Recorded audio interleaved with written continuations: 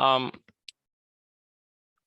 I lost my sight as an adult. I was in my late 20s, and there was a lot of relearning and reconquering and reintroducing into my life after I lost my sight.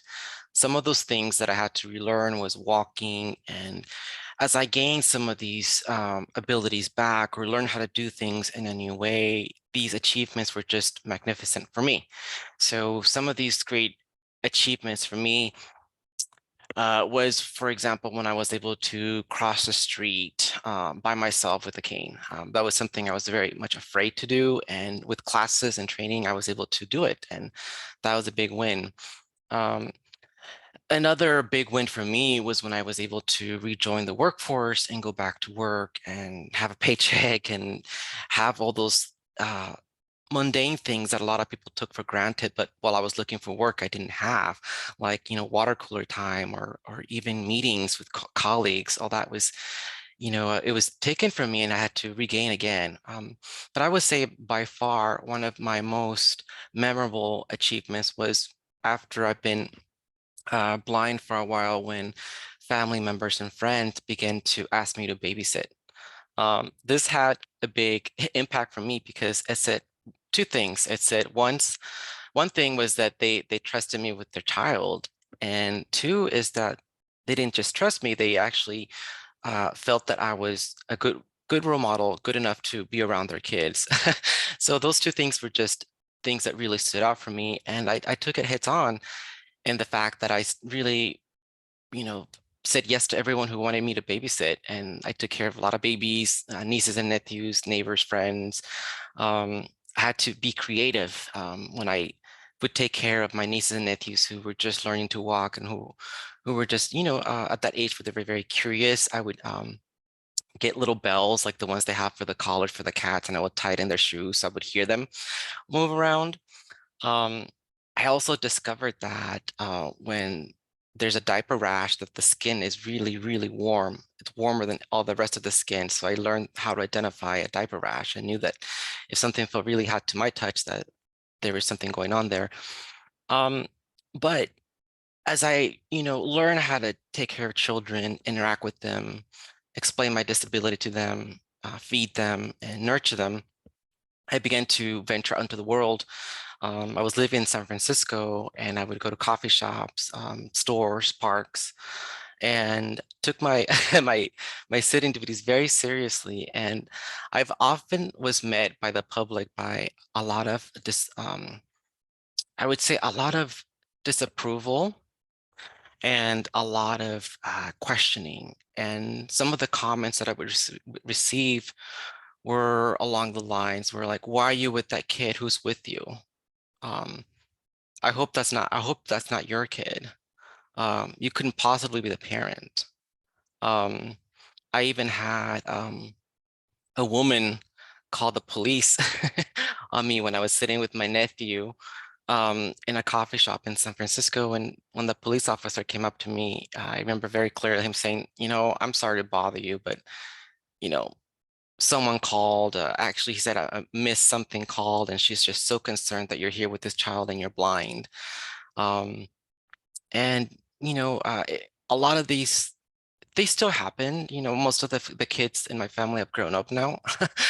But when I'm around young children in public settings, people always question my authority or my reason to be with them. And this is something that I spoke to other people with disabilities, and I realized that it was part of their daily journey as a parent with disability, going to teachers conferences or interacting with the public and just having all these experiences where their ability to parent was questioned.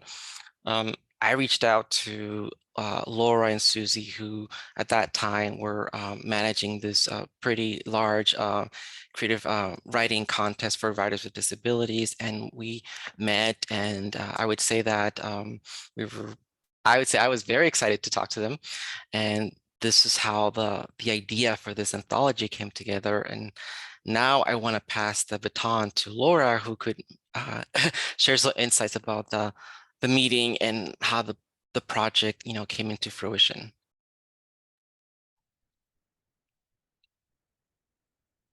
Thanks so much, Belo. And the enthusiasm to work on this was quite mutual. Susie Angel and I worked together at the Coalition of Texans with Disabilities for many years. CTD is mostly a disability advocacy organization doing policy work on all kinds of issues, access to health and healthcare, medications, voting, education, built environments, all kinds of different stuff. But we also do some arts programming to for many reasons. One, because arts can be advocacy as well, and I think also it just helps the sanity of our staff when you're doing work in kind of a hostile environment like Texas can be. So we started doing a creative writing contest around the topic of disability. Year after year, we got just more and more amazing work in the areas of fiction, nonfiction, and poetry. We tried to do comics for a while as well, but we didn't get a whole lot from that, unfortunately.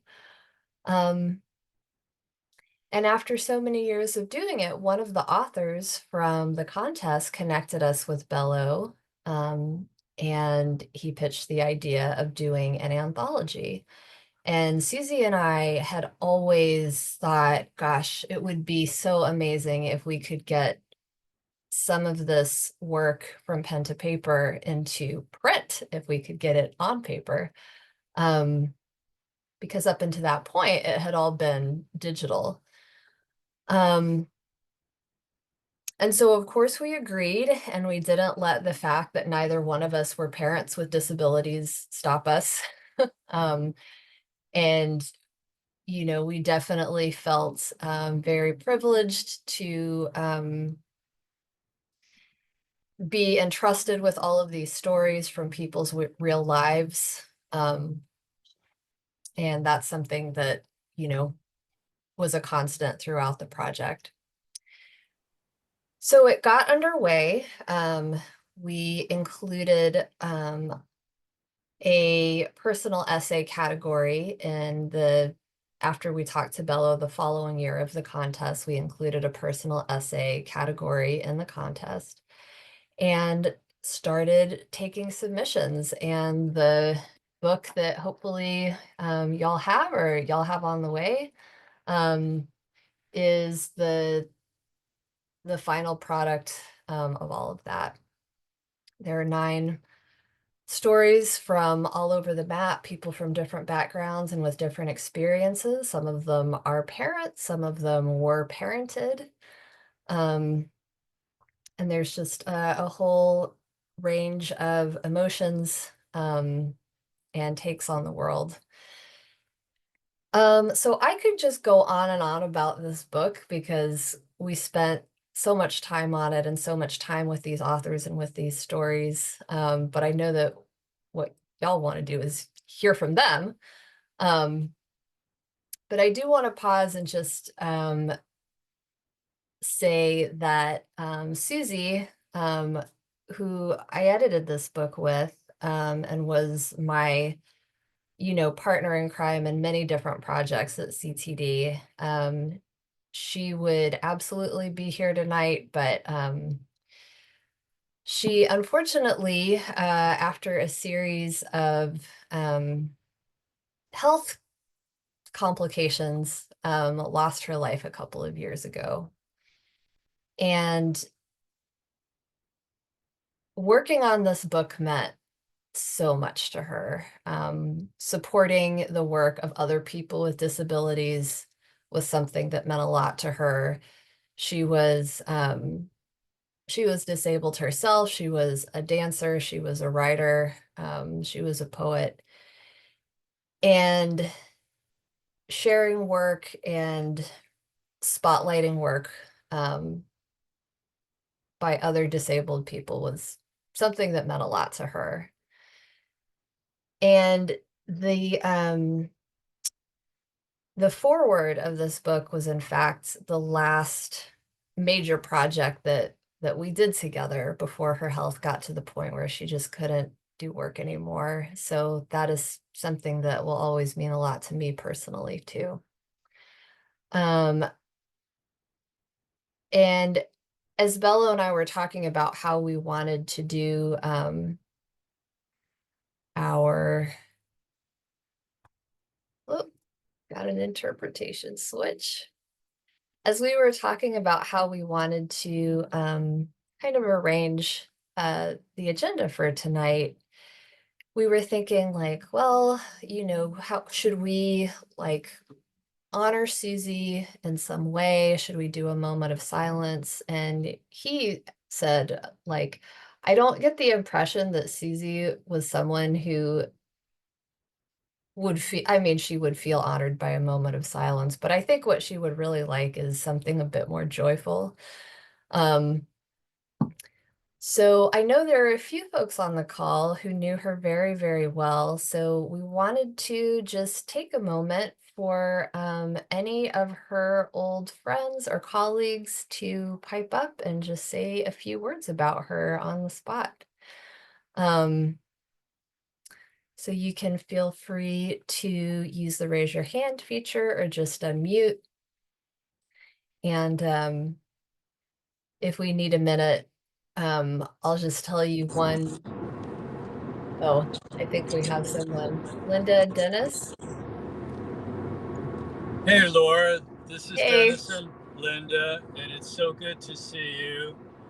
And I'm actually honored to be able to speak on this Zoomcast. So, Susie, I'm going to just tell you briefly that I interviewed Susie to work at CTD, and you're right, she had multiple disabilities. It seemed like a very hard thing to figure out a way for her to do the work we wanted her to do.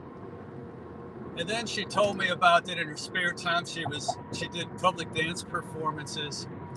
And at that moment, I said to my colleague Chase, who was co-interviewing, that, you know what, if she could do that, we could figure out how she could be a success at CTD. And apart from this, which is a great achievement, a crowning achievement, she was also, a tremendous advocate and accompanied me many, many times in advocacy meetings in the state capitol and state committees, and left a legacy of positive change for Texans with disabilities. And it was a tremendous inspiration to all who met her, including me. And this is Linda. I would just add, she was also a great friend to so many of us who crossed her path. So thank you for creating a space for us to share our memories. Thanks y'all so much. And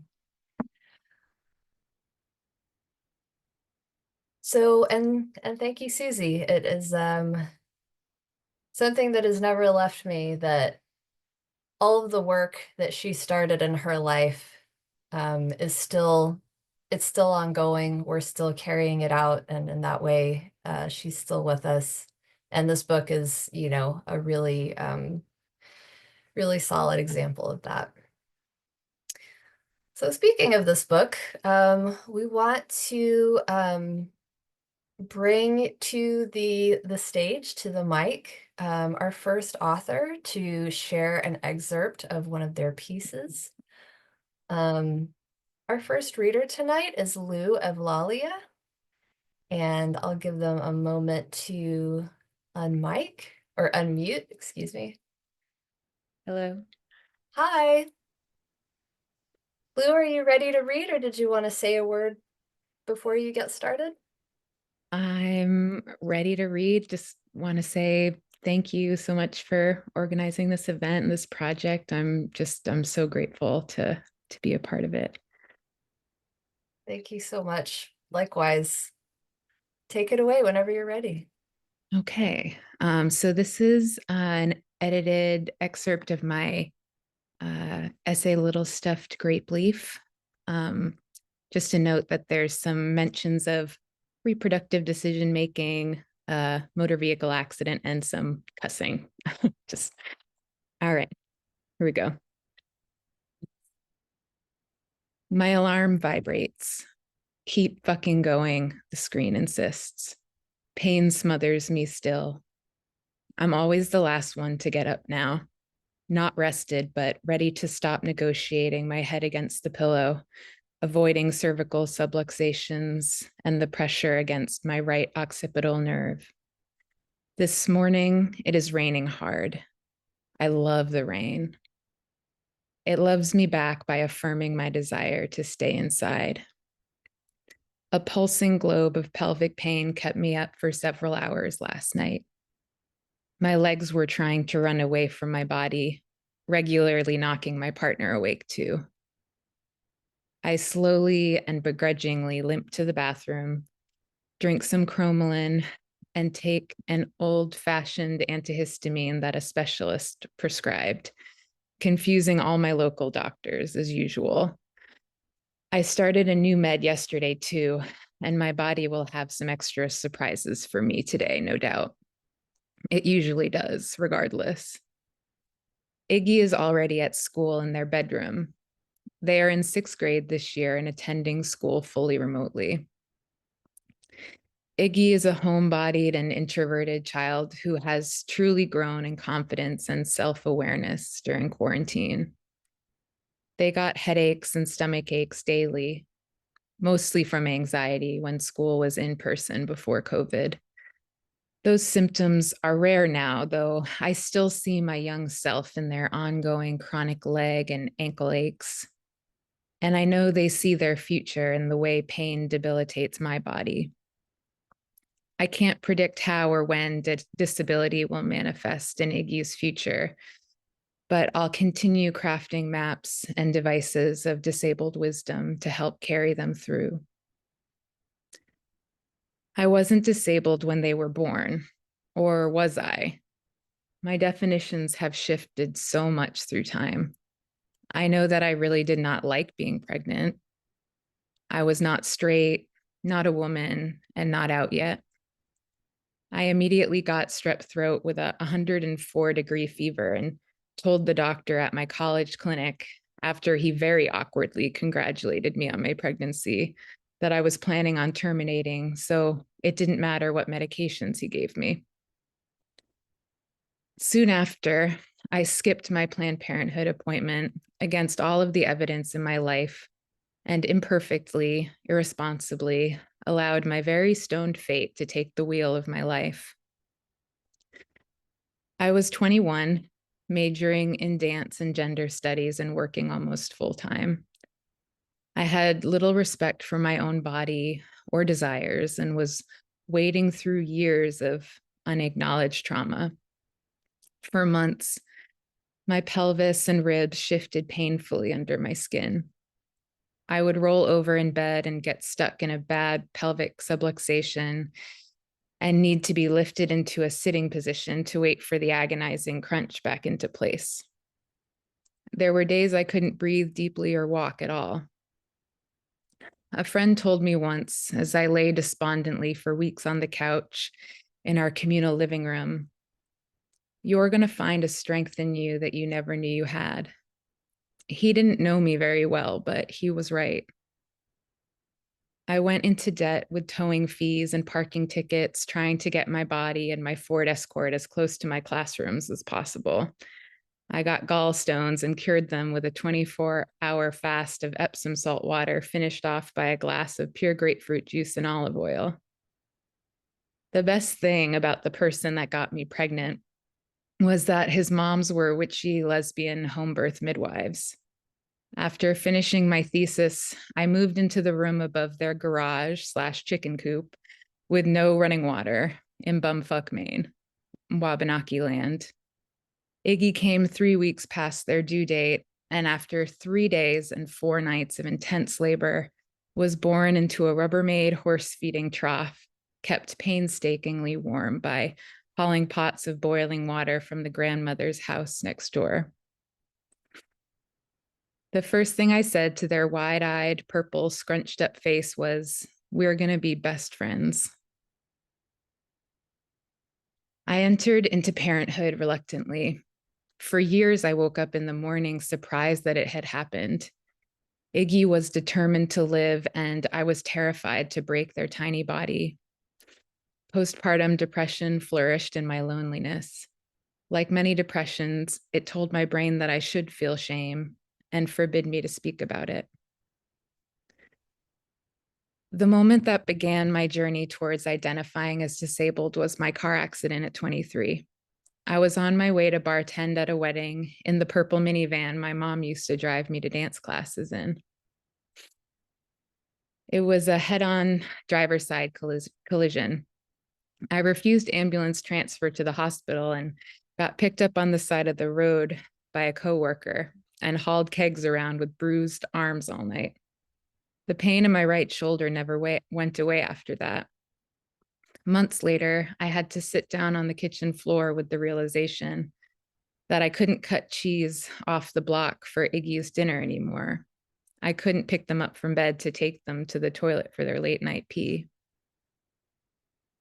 Every medical intervention just injured me more until I had CRPS, an extremely painful, incurable progressive nerve disorder on the entire right side of my body and now systemic throughout my nervous system with nearly every comorbidity. Turns out I'd also had an underlying hypermobility syndrome my whole life. Was it the Ehlers-Danlos that created the hospitable environment for multiple systemic chronic illnesses and pain? The unprocessed trauma, my closeted queerness and shame, the medical neglect and abuse? I truly do not know. Probably all of it. I won some kind of twisted acquired disability bingo. At the time, I mourned that Iggy never got to know the person that I thought was my true self, the dancer, rock climber, bike rider, power tool wielder. I wanted to model that for them. I model something else now. The truth is that to become the parent my kid needed me to be, I had to slow way down. At first, I was too young to understand what that meant and would not have figured it out if I hadn't become disabled. I wasn't ready for my world to not be centered on me and what I wanted. But Iggy was old enough to show me through tantrums and coughing fits what they really needed. They didn't want to be brought to community organizing meetings several nights a week. They didn't want to be left with babysitters or even friends. They wanted to stay home and put on postmodern dance performances for me in our living room. They wanted all of my senses to be devoted to them and all of their magnificence. They needed to be shown that they were my highest priority every day, as much as possible. I had to supply the presence and stability they were missing in their tiny life. Disability helped me shed the self-centered expectations I had about being able to do it all. I could do a little, and the most important thing I could do was supplying presence and love to my child. Disability ultimately taught me how to become a parent. I am not the parent that can show up to every event, drive, make dinner, or even sit up with my eyes open sometimes. The armchair I write this from is the gravitational center of our home. We have a banner over the TV that says, "Stay cozy." We take coziness very seriously in our family. It is how we bond together and show love to ourselves and each other. It is also what I need and often all I have to offer. Though I see myself as a steady rock in my family, I am sick and in pain around my child every day. I am afraid that if I show any more vulnerability to them, they will feel as if they need to care for me. How do I offer them the courage of vulnerability while assuring them that they are secure in my care? Ultimately, I'm learning it is not in my control, and that is okay. The best I can do is offer my honesty and resist my instincts to hide. I am the parent who is committed to showing up in my flawed humanity. We'll keep checking in with them about what is emotionally true and make sure they have access to therapy when they need it. Being a mother and becoming disabled are the hardest things I've ever done. I'm always navigating how to balance my body's full-time need for self-care and parenting's ongoing demands of self-sacrifice. I roll in and out of radical self-love and acceptance of this and the struggle of inevitably doing it imperfectly. I want Iggy to know me as flawed, to apologize when I'm wrong and say I don't know. Having a disabled parent has given Iggy a respect for the realities of their own body and the boundaries of others. They are instinctively caregiving and empathetic, things that they will have to learn how to keep balanced in their life as they grow, but are already starting to grasp. They are good at quiet and stillness. They are never bored. They defy convention and authority and expect to be treated with dignity and respect. Unapologetically powerful and radical women, queer people, social and racial justice activists are their icons. They make space for hard feelings and accept that multiple truths can exist about something at once. I wish we had more models for how sick and disabled parents exist day to day in our families. But I guess, like queerness, it's a challenge that is beautiful in our freedom to create it for ourselves. And that's the end of the excerpt. Thank you. Oh my gosh, thank you so much, Lou.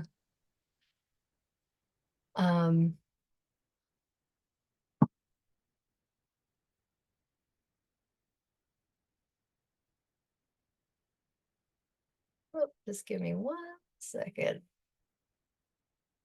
There we go. I remember the first time reading that entry, your submission, and I was just like, wow, there's so much here. You just go on. I hate to use the cliche, but it's such a journey from bringing Iggy into the world to how she or how they, brought you to yourself in a way. And it seems like y'all are still doing that for each other, which is really amazing. Thank you. Thank you.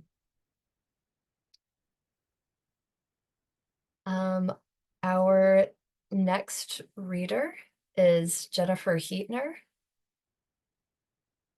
And I'll give her a moment to unmute and come on over to the stage, the mic, whatever we're calling it. Hi. Hi, Jen. How are you? Good. How you doing? Good. Awesome. Thank you for this opportunity. It's really exciting to be a part of this project. So this is an excerpt from Coloring Unicorns and Popping Wheelies. And I go by Jen. Why is mommy in a wheelchair? I asked my parents, who were lounging in the living room, my dad on the couch and my mom resting in her recliner, her new wheelchair parked next to her. I'd been laying on the itchy shed carpet in my favorite bright striped terry cloth t-shirt coloring. I could smell the rubber from the wheelchair's new tires. I was 5. Everything went silent. Even the air conditioner rattle disappeared. I felt my parents' eyes on me and I looked away. As I sheepishly looked back, Daddy sat up and smoothed the legs of his jeans against his thighs. I couldn't tell if he was angry. He lit a cigarette and dropped his Zippo lighter back onto the table with a sigh. I clunked hard against the wood. I felt bad, like I had done something wrong.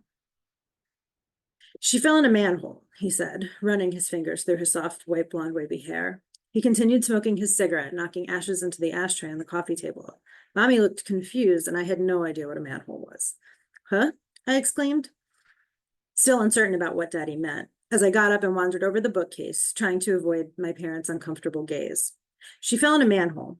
This time he said it more authoritatively. He crushed out his cigarette. You know those things outside on the sidewalk, the metal ones, where men climb down to fix things, he explained. Yeah, I still didn't quite understand. Well, they were fixing one once and they didn't close it right. Mommy fell in and got hurt. Now she uses this wheelchair. Oh, okay, I replied. I still had no idea what he was talking about, but I didn't know what else to ask, so I just nodded and shrugged. I had used to be able to touch Mommy, to climb on her at will. Now I had to be careful so I didn't hurt her. She suddenly seemed breakable. I feared I would make it worse. The skin on her legs was so sensitive now. But just like that, my Mommy was in a wheelchair. She was just in it. Suddenly it was hers and she belonged to it. Mommy fell in a manhole and got hurt. This seemed reasonable enough, which I guess Daddy was counting on. My parents both seemed to sink back into what they'd been doing before, and the wheelchair didn't seem so scary anymore. I walked over to it and ran my finger over the wheel. Mommy sat in one of the other armchairs, her wheelchair empty. I laid back down on the itchy shed carpet and returned to my coloring book. I had just mastered coloring inside the lines and graduated to the big box of crayons. So at that moment, I was much more concerned about the unicorn in my coloring book that had to be Crayola Cornflower Blue. I still didn't really understand anything more than before, but there was an answer, and it was something that I could tell the other kids when they asked. You can sit in the wheelchair if you want, Mommy offered. Now Daddy looked surprised. Really? I asked, unsure what to do. Sure, go ahead, check it out. Daddy looked at Mommy as though the wheelchair might be dangerous. Don't worry, Barry, she said. The brakes are on. It won't go anywhere. He nodded. I got up and clambered in. See those little gray things on the side? Try to move them. Mommy was showing me how to take the brakes off. Try to push yourself, she said, smiling. I tried. It was hard to make the wheelchair move. I could barely reach over the arms, but it moved a little. I felt like I could get better at this. The wheelchair was way less scary. Looking back as an adult, I realize now that this was the moment when we all made a pact. We might as well have pinky swore on the whole matter. This was our story, and we were now committed. Like atheist parents perpetuating Santa so as not to destroy their child's innocence, the child unwittingly playing along. There was an unspoken promise that this would be our internal family narrative for as long as we could manage it. This was how they could protect their little girl from the roller coaster of disability that was just starting to unfold around them. It would take 31 years for me to understand and forgive this transgression. As I got older, I also started to turn this whole manhole explanation over and over in my head. There was a major story in the news the summer I was 8, when little baby Jessica McClure fell into a well in Texas. It was on the news every day. They were drilling and waiting, trying to excavate around the well. Everyone was so scared she would die. Yet she came out with only a broken leg. When I watched my mother try to get up to go to the bathroom, fall to the floor, her legs uncooperative and unwilling to support her, when I watched her struggle through transferring in and out of her wheelchair, I wondered, could falling in a manhole make this happen? I had never seen the inside of a manhole, but falling straight down a big hole didn't seem like it could do all this. The summer before my 9th birthday, my mom was at Burke Rehabilitation Center, an inpatient rehab far from our home. One beautiful summer Saturday, Daddy and I set out for the 2-hour drive to visit her. As we approached the George Washington Bridge, I loved the height and the views of New York City. Maybe someday I would live in one of those apartments high above the world, looking out from what looked to be like the drawer of a massive card catalog in the school library, tucked away from the noise and busyness down below. Daddy looked out at the city too. God, I loved living there, he said. We had our first apartment on 23rd Street near Gramercy. This meant nothing to me. I wasn't even sure what to ask, but he answered anyway. I remember when I met your mother. We used to meet after work and she would show up in these tall brown boots and skirts, her dirty blonde hair on her head. She would look so put together. She used to strut her stuff. Ew, Daddy, gross. Oh, come on. I was so in love with your mother as soon as I met her. She was so funny and super smart. She used to run circles around the people she worked with. I had no idea what this version of my mother was, but I really liked hearing about it. And Daddy was smiling. Burke was a big campus, green and lush, with beautiful old buildings and a high-tech rehabilitation facilities. It was a place where people were healing, getting stronger, getting back to their lives. At the time, I wouldn't have known how to describe it, but for once, my family felt optimistic. And I think it made Daddy happy to go visit Mommy when she was acting and seeming more independent, like her old self. And she didn't need him to lift her or move her from one chair to another. We would see her working out on interesting machines, doing impressive physical therapy, and then have lunch. Sometimes she would even walk in the parallel bars. My mother was only 41 years old, and there was other younger people at Burke. She didn't seem sick or hurt. She seemed like she was getting better. That was the summer we met Monica. She must have been in her mid-20s. I would learn later that she had a spinal cord injury, and my father would explain to me how spinal cord injuries worked. But that detail didn't mean much at the time. All that mattered to me was that she was fun and hip and had beautiful hair that was always silky and kind of perfect. My frizzy curls would never look like that. And Monica was very agile. She would show me how to pop wheelies in her sporty chair. I liked improving my wheelchair game. It felt like something that only I, among my friends, could get good at. My mom was getting a sporty wheelchair like Monica's. That was part of why she was at Burke. Monica made me believe that my mom could be strong, healthy, and fun, regardless of whether or not she was using a wheelchair. We all sat in the cafeteria for lunch. Van Halen's song Jump played enthusiastically in the background. I'm hungry. Let's go check out for lunch. Your mom should be back any minute, said Monica. She maneuvered her chair like a professional skier or cyclist, someone we watched in the Olympics. Her chair was a piece of equipment elegantly in her control, enabling her to move through the world. She popped a wheelie as we made our way up to the counter. She was totally showing off, and I loved it. When I got distracted by the huge hum and flicker of the soda machine and began to struggle to use it, she wheeled over to my rescue, easily balancing her tray on her lap as she helped me pour my orange slice. My mom rolled into the room. She was different. This was the first time I saw her in her new quickie chair. It was sleek, black, and small. It didn't swallow her whole like the old one. It had a low back, which meant she sat upright and tall. And the skinny, knobbier tires gave her traction on the rubber floors. She rolled up to the table where we were sitting and spun herself around with a big smile, like a little girl spinning around in a new party dress. She was wearing makeup and a gauzy summer sweatshirt pushed up to her forearms. Daddy was flirting with her. What, you didn't wait for me, she said. But also, I didn't care. Flanked by Monica and my mom, I hopped up into the red molded plastic cafeteria chairs. My dad got up and went to push my mom's chair so that they could go up to the cafeteria counter together. She pulled one wheel in a way that made the chair cut hard to the right, so he just missed the handlebars behind her. Oh, hey. He jumped back a bit, smiling, his assistants happily admonished. I got it, she smiled and laughed as they started to make their way to the food line.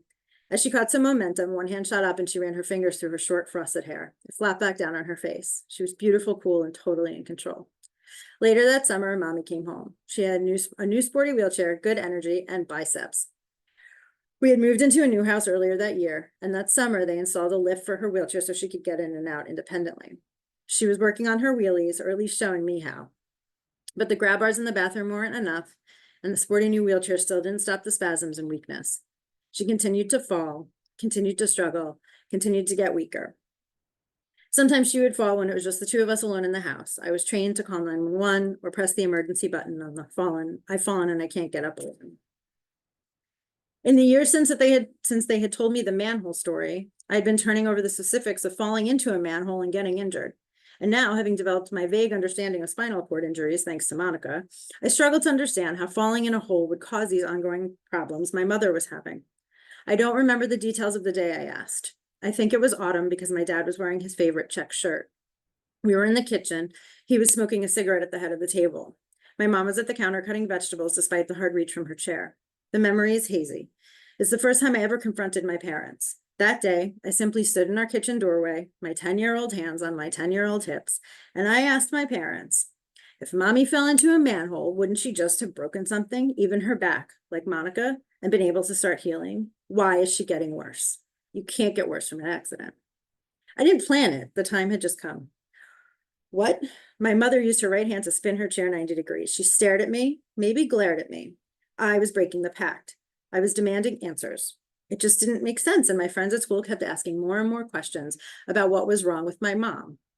I needed answers, and something didn't fit. They both looked at me, startled, confused.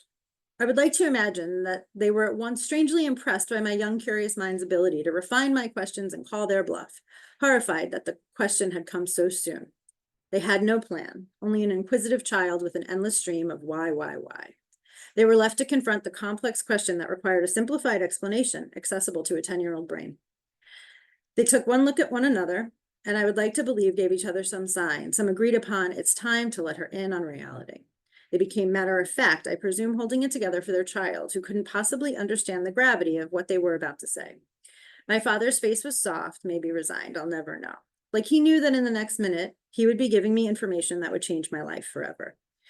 Even though that telling me wouldn't be the thing to make it true, I can imagine that maybe it felt that way. He said, your mother didn't fall into a manhole. She has a disease. It's called multiple sclerosis, but people call it MS for short.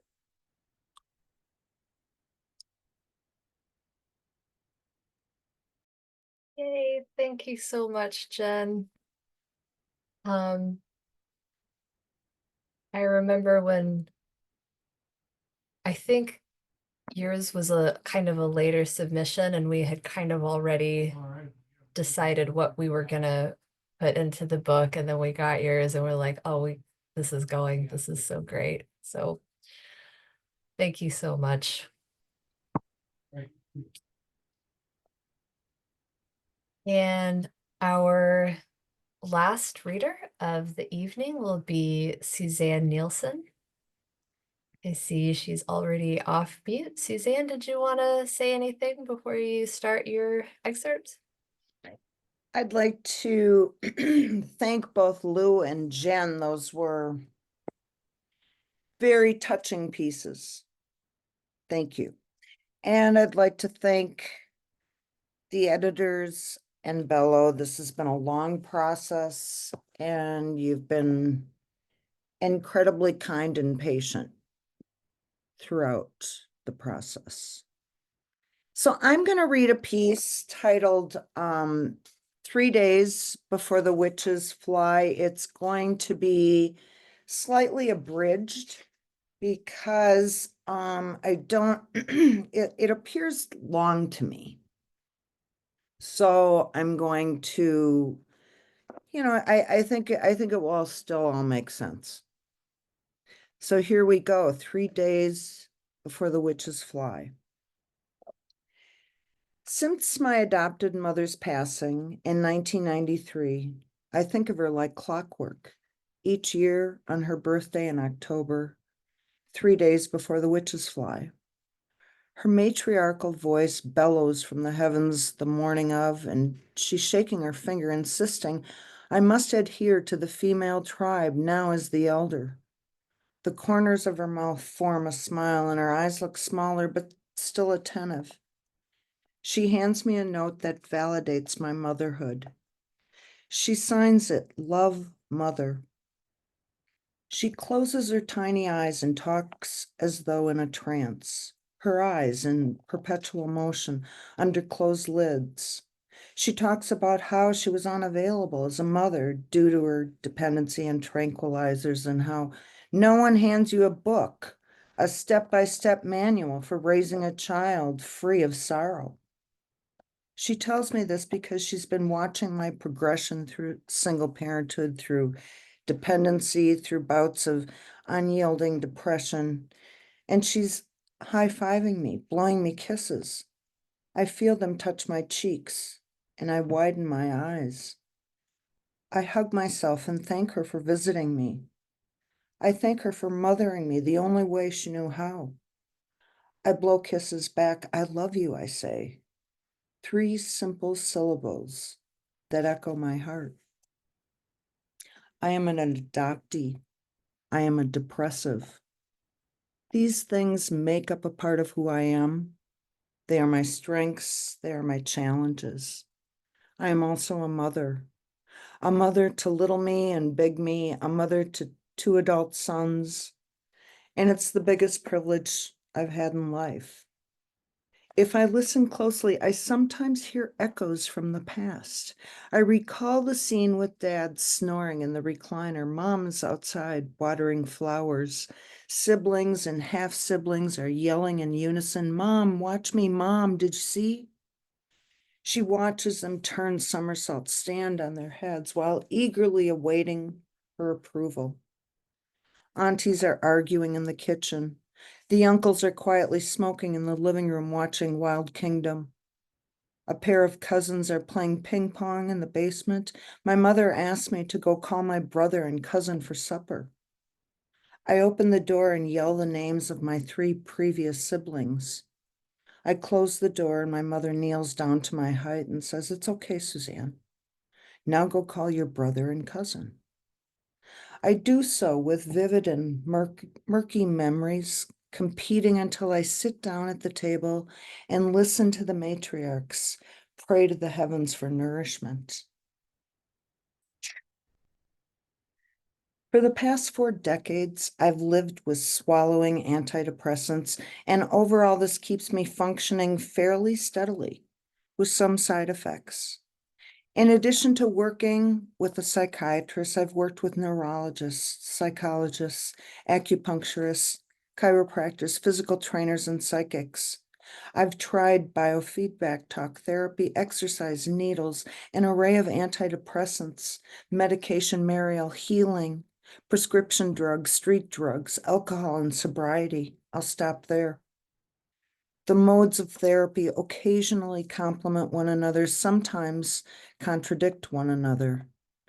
But for a long time, and still occasionally, I feel like the gerbil on the wheel, the dog chasing its tail, the polar bear pacing at Como Zoo.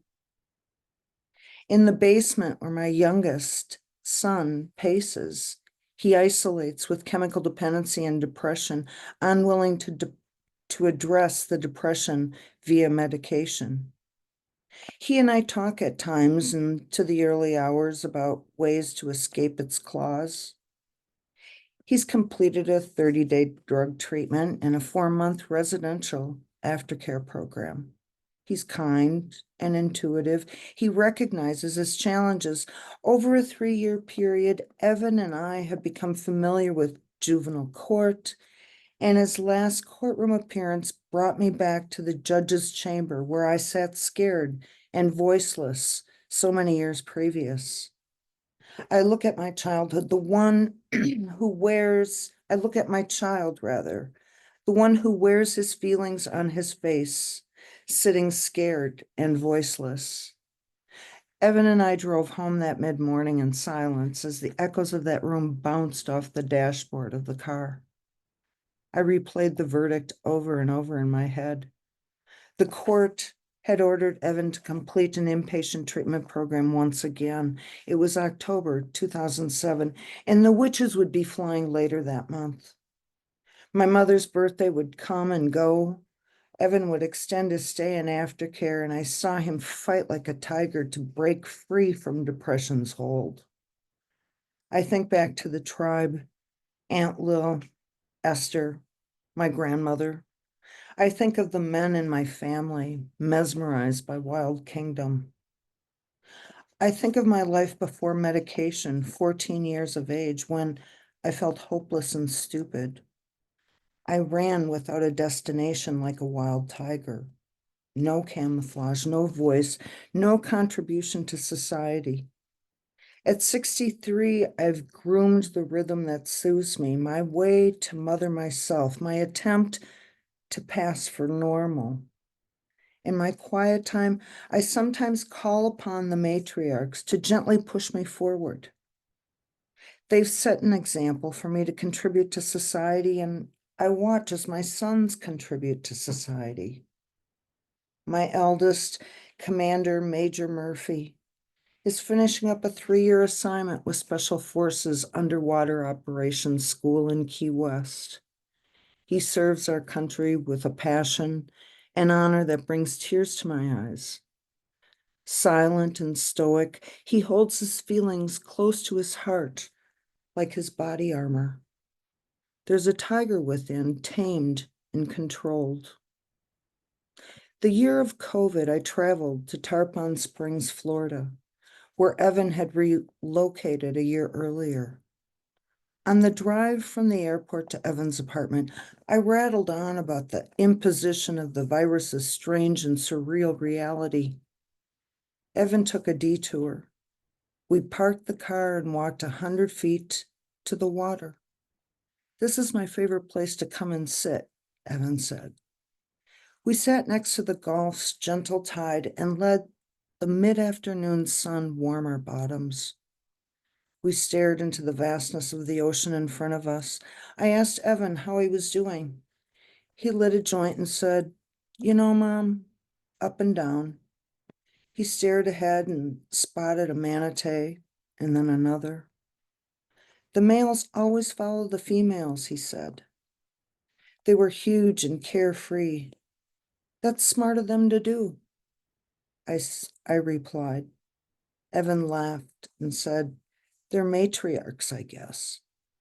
I thought on that a while. I watched them float, almost lifeless. Do you think they're depressed? Their bodies get so beat up here by the motors. I watch them a lot and their scars are pretty deep, but they survive, Evan said. That is a fact, Evan. They do seem to survive. We sat there listening to the modes of movement. The boat motors roared. The seagulls squeaked. The sky was almost one consistent shade of blue. I could stay here forever, Evan said. Then it dawned on me.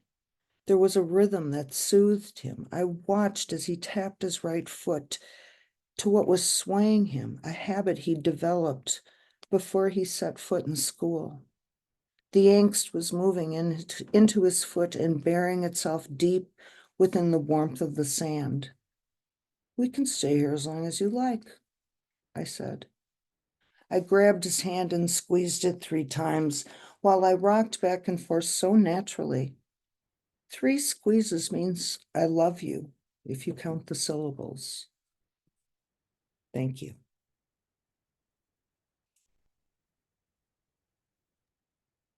Thank you so much, Suzanne. I love about that piece how there's childhoods and parents all interwoven with the multi-generational aspect. And it's just such a lovely note to end on. I remember the year after we had like started working on this anthology, my mom gave me a little like manatee tea infuser, and I still have it, and every time I use it, I think of your story. So really, really made an impression. Thank you. Thank you. So we're going to transition to our author panel now. I've really just got a couple of questions to bring up for each of our authors, Lou, Jed, and Suzanne. And if any of y'all in the audience have any questions, please feel free to use the chat or to unmute to ask them. And if any of the authors have any questions for each other, would absolutely invite that too. So my first question to just kind of get things going is, I feel like this comes up in different ways in each of y'all's stories, but if you wanted to expand a little more, how has disability shaped the parent or person you've become, and how has becoming a parent affected your view of yourself as a disabled person, if you are a disabled person? And whoever wants to start, feel free.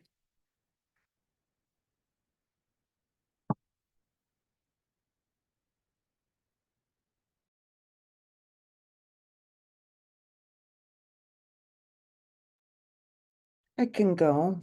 I think how has disability shaped the person or the parent I've become? I think it's by, for me, embracing humility. And I would say, how has it affected? How has becoming a parent affected the view? I think this is a very interesting question. I had a very dear friend whose home I'm actually living in, I purchased when she passed. And she was bipolar. And she never wanted to have children because she never wanted to pass it on. She didn't even want the possibility of passing it on. And I was adopted. You know, I don't know what I had. what I am. I'm whatever they tell me I am. But I also knew I had depression, and so I did think a lot about that. There's probably a chance my child will have it. Interesting question. I don't even think I answered it. Oh, I think you did. Yeah, there's another selection in the book, maybe the motherhood thing, about midway through, where the author has not had children and she's kind of grappling with this question and, trying to suss out if it's what she wants, and trying to block out or trying to separate like what she is told she wants from what she wants. So I think that is, a point that belongs, in this whole conversation. It looks like someone in the chat, let's see. Tammy asked, have your children expressed how their own experience as a child of a parent with a disability has made them more resilient? And I'll put that question to each of our authors. I can start with this one. My Iggy is 15 now, so has much more many more opinions, and is a much more of a fully formed human. And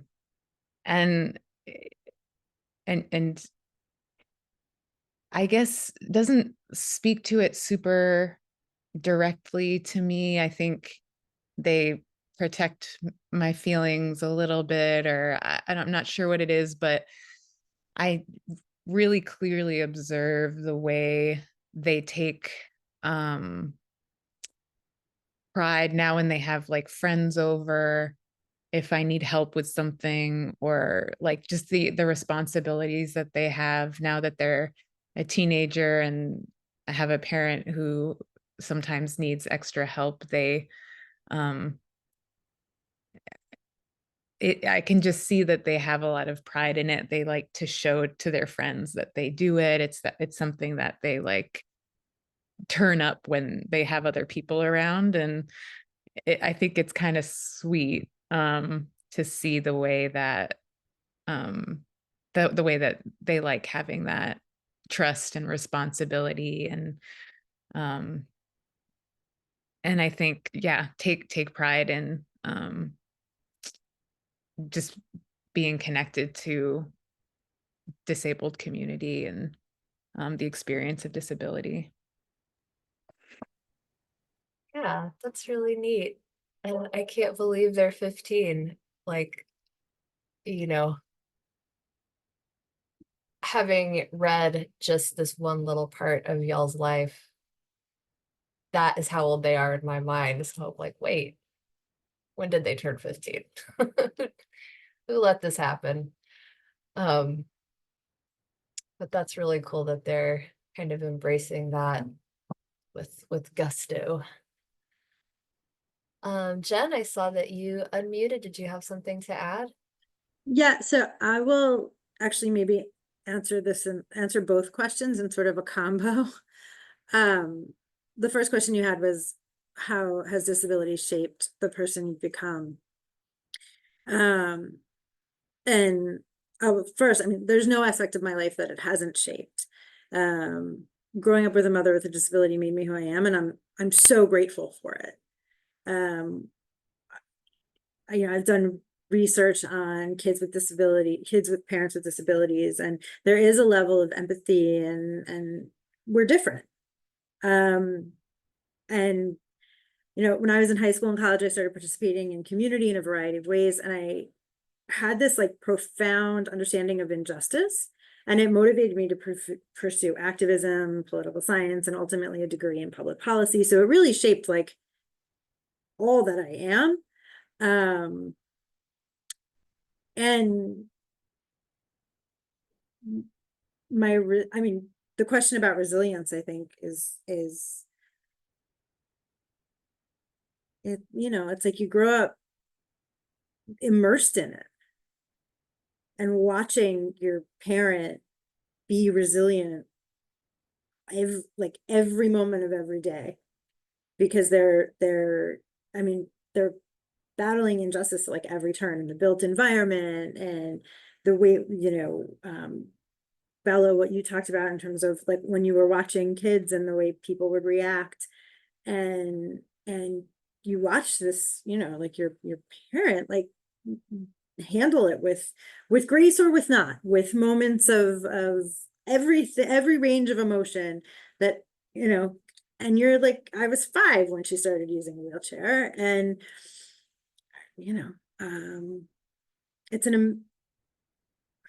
it's a privilege to have grown up with, because it's makes me who I am, and there's no undoing that. I'm so grateful for it. Thank you. And I'm seeing Tammy has put in the chat, this is something that I think is not super uncommon. They said, sometimes I feel sad that other people are relieved that my daughter doesn't appear to have, quote unquote, gotten my disability. And I'm also grateful for my disability and all I've learned through this lens. And I think that in so much of my work, that is something that I've seen, this sort of like, I guess I'm having trouble even articulating it, this recognition that you've passed something to your child that isn't a bad thing, that is something that's made you who you are and is going to make them who they are. So I don't know if anyone wants to respond to that, but Tammy, I just wanted to, you know, acknowledge your comment. I think that's something that maybe able-bodied culture would feel shocked to hear, but maybe it's not that uncommon. I can respond to that. I also just wanted to add that I, you know, related to a lot of what Jen shared. I didn't share it in my excerpt, but in the full piece, I talk about growing up with a father who's deaf, not in, you know, great detail in the piece, but you know, talk about how much it informed who I am, and kind of created a roadmap for me as a disabled parent in a different way. And my disability is primarily a connective tissue disorder, and that has been passed to my child. They have the same connective tissue disorder, and it is always a journey, the trying to figure out that balance of you know, like not wanting to model a feature that looks scary to them, and celebrating, you know, the parts of it that are you know, that create community, or this, you know, being what I think is being part of a really valuable community and lineage in disability. But I am pretty committed to using my experiences to at least help my child navigate the world and the medical industry in particular in a different way than I did. And hopefully hopefully they can have a different experience. Yeah, well, I'm sure it seems like they're going to be set up much better than, you know, what you had to start off with. Um, so I also wanted to ask, and Lou, you kind of already got at this a little bit. It's been 4 years since y'all submitted these pieces, and since this whole book started coming together. And just personally, I'm curious to know, like, what has happened since then that has been, surprising or interesting to yourselves, to your kids. If you were to, have a concept of a sequel to your piece, what might be in it?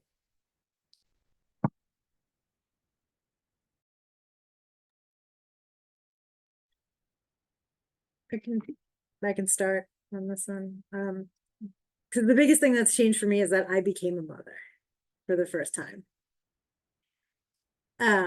Which has given me a whole different perspective and appreciation for what my parents must have experienced at the time, particularly, over 40 years ago when there was little information. There certainly wasn't Google, and less access to resources.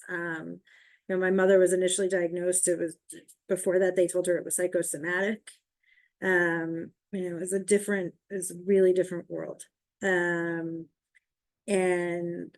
now having a child has both enabled me to see understand my experience differently, because now see this small human and how vulnerable they are in a very different way.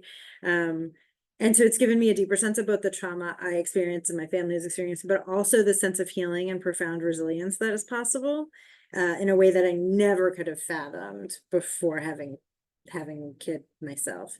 And to your question about the sequel thing, this is ostensibly the first chapter of a memoir. I now have this toddler, so I don't know that it'll get written anytime soon, but in theory, I will be writing the rest. Oh, that's so cool. I'm so delighted to hear that all. And, once they grow up, maybe it'll be something you can revisit and you'll just have volumes and volumes of stories to draw from.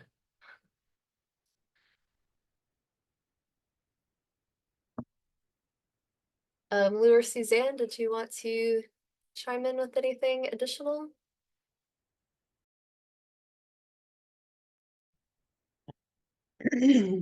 Since 4 years ago, I guess well, both my sons have gotten married. That's sort of big. I'm gonna be a grandmother in November. That's sort of big. And sequel, I don't know. I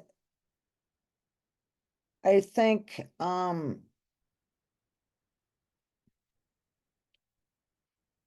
don't know. I don't know is such a great answer. But congratulations on all of those major life achievements. Thanks. Yeah.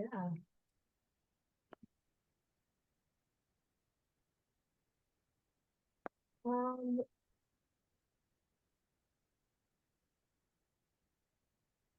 does anyone else in the room have any questions they'd like to ask our authors about the books, about their work, life, the universe, anything? We'd love to hear from any of y'all on the call tonight.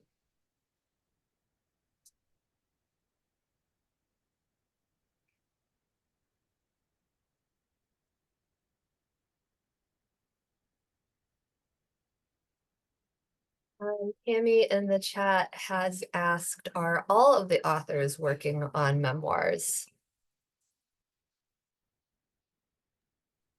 I am not.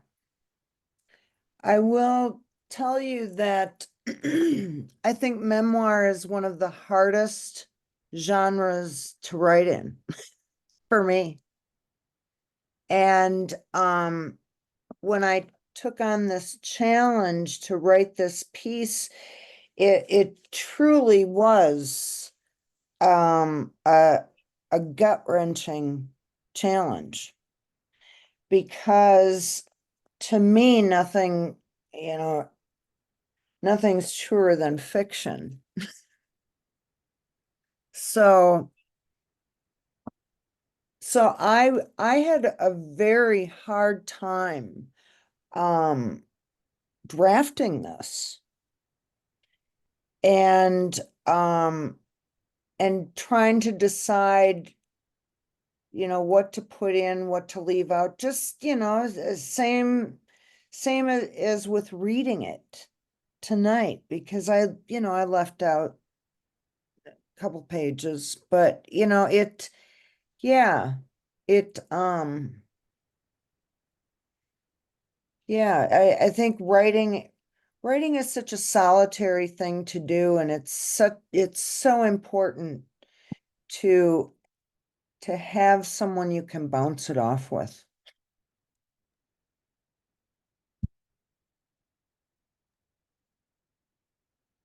Yeah, definitely. And follow-up question from Tammy, what was the most challenging part of writing these essays? Suzanne, I feel like you just answered that. But yeah, if anyone has anything to add. Yeah, I'm not working on a memoir. I'll just share that this is really a very singular sort of experience for me. I've never, I just heard about the call for submissions or for this project on a podcast that I love, and just in a period of time where I was really you know, just you know, in a new stage of my early disabled life, and was pretty isolated, and was just like, I'm just gonna try to say yes to things. And so just said yes to this, and it had, you know, always enjoyed writing, but it was not, you know, something that I did outside of like school or journaling. So getting to actually work on a piece and really process it and work on it with the editors was really new, and so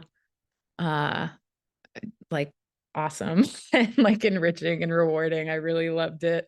And what I'm inspired to write more for sure, but I don't know if I would get to the point of writing a whole memoir, but yeah, but I definitely want to try to write more in general and work on pieces, and you know, this is just really amazing to be a part of. And I think for me the hardest part, I think my first draft was probably just like a trauma dump or something. I'm not sure. I was just like, oh, this stuff that's been like hidden in my spirit, I just need to let it out. And I think an early note was like, let's make this like, could it be more about the parenting part, and getting to go back and like really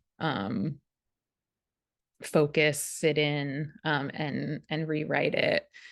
I had to dive into some parts emotionally that were harder for me to access because they were more painful emotionally. But I think getting the opportunity to define how disability has impacted my parenting, and the hard and beautiful parts of that, was really challenging, but really rewarding.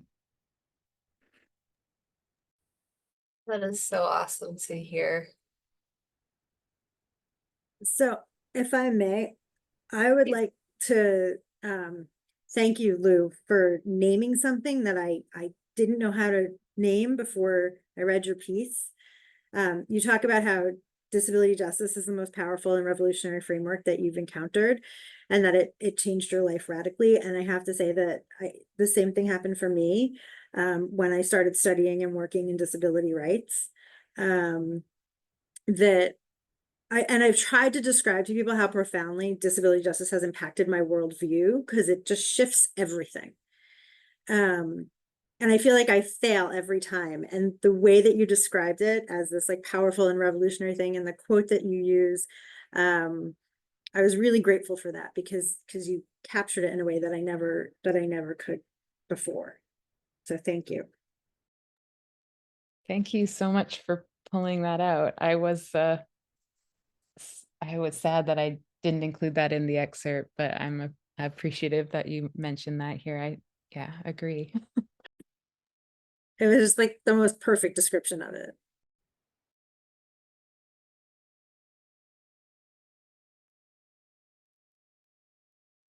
We've got a couple more questions from the chat before we wrap up. I'm just going to read them both, and y'all respond to either or both as you wish. Isaac says, amazing pieces from all three of you. What is the best advice for writing creative nonfiction or memoir pieces that may have elements of your life that are difficult to think about? That's question one. And then David asks, what is the thing you most want the general public to understand about people with disabilities?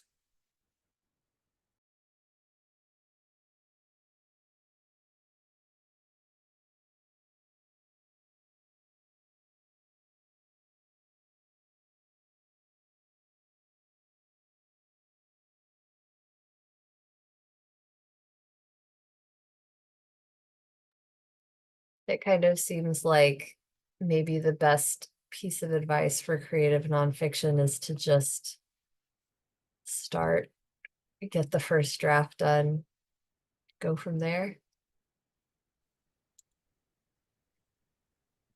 I think that's solid advice. I also think that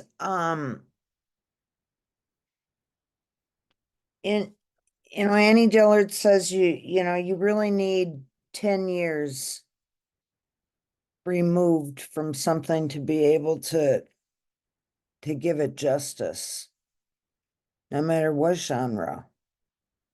If you're using it as poetry or memoir or prose, and I think that's one thing to really remember. I think if something feels too difficult, you're not ready. And I wouldn't push it. I don't think that's a smart thing to do.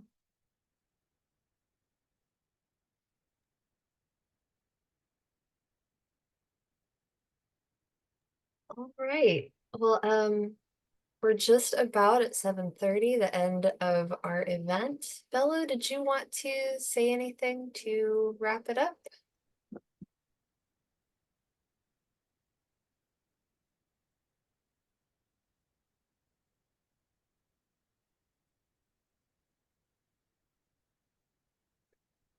Well, I'll just start by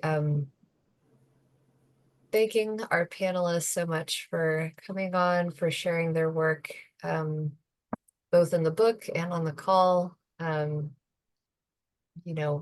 Like all of you have said, it's just been a dream to be able to work on something like this. And I just feel very privileged to have had some part in getting your work out into the world. And also thanks, Belo, for giving me the opportunity to do this. Yay. Thank you. Thank you. Thank you. Well, we'll say goodnight. We'll see you soon. And I will, gosh, I didn't even think to drop the link to get the book in the chat. So I will do that if you are still hoping to pick up your copy. So if you'll give me just a second to find that, I'll do that. But otherwise, good night and thank you all so much. Thank you so much. Thank you, Laura. That was really great. And I'm very proud of you and Susie for bringing this to publication. And yes, I want you to sign my copy. I will do this. Good night, y'all. Thank you so much. Good night, Linda. Thank you. Bye-bye.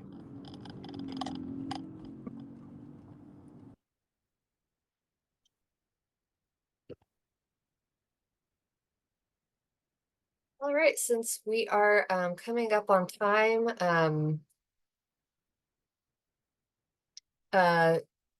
access providers, Ruth Ann, and lovely, wonderful ASL interpreters, if y'all want to head off to your next event, we release you. Thank you so much. Thank you, interpreters. Thank you, Laura.